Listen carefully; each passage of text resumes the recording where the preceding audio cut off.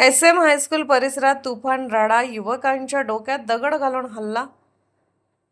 कवठेमहांकाळ शहरात किरकोळ वादाचे रूपांतर थेट दगडफेक आणि तुफान मारहाणीत झाल्याची धक्कादायक घटना समोर आली आहे. या हल्ल्यात एका युवकाच्या डोक्यावर दगड मारून गंभीर दुखापत करण्यात आल्याचा आरोप असून पोलिसांनी चौघांविरुद्ध गुन्हा दाखल केला आहे. कवठेमहांकाळ शहरातील एस.एम. हायस्कूल परिसरात शुक्रवार 24 जुलै रोजी सकाळी ही घटना घडली. पोलिसांनी दिलेल्या माहितीनुसार विशाल विनोद सोनवणे यांना पवनपुत्र आभासू शिर्के यांचा फोन आला. एस.एम. हायस्कूलच्या व्हॉलीबॉल मैदानाजवळ दगडाने मारहाण झाल्याचे सांगत मदतीसाठी बोलावण्यात आले. यानंतर विशाल सोनवणे आणि त्याचा मित्र अनमोल सुधाकर जाधव हे हिंगणगाव येथून मोटरसायकलवर एस.एम. हायस्कूलमध्ये पोहोचले. त्यांनी मुख्याध्यापकांची भेट घेतली. त्यावेळी मुख्याध्यापकांनी त्यांना शाळेच्या गेट बाहेर थांबण्यास सांगितले.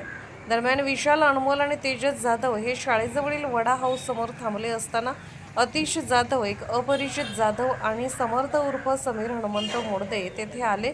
तुम्ही पवनपुत्र शिर्के याला मारण्यासाठी आला आहात का, असा जाब विचारत शिवीगाळ करण्यात आली.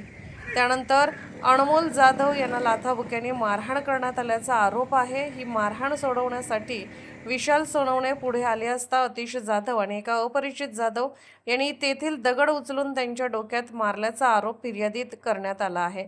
या हल्ल्यात विशाल सोनवणे गंभीर जखमी झाले. या प्रकरणी पवनपुत्र आभासू शिर्के, अपरिचित आगतराव जाधव आणि आतिश आगतराव जाधव आणि समीर हनुमंत मोडदे सर्व राहणार नवसिंगगाव यांच्याविरुद्ध कवठेमहांकाळ पोलिसात गुन्हा दाखल करण्यात आला असून पुढील तपास सुरू आहे.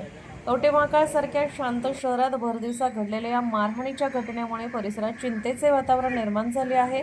या प्रकरणात पुढे काय कारवाई होते याकडे सर्वांचे लक्ष लागले आहे.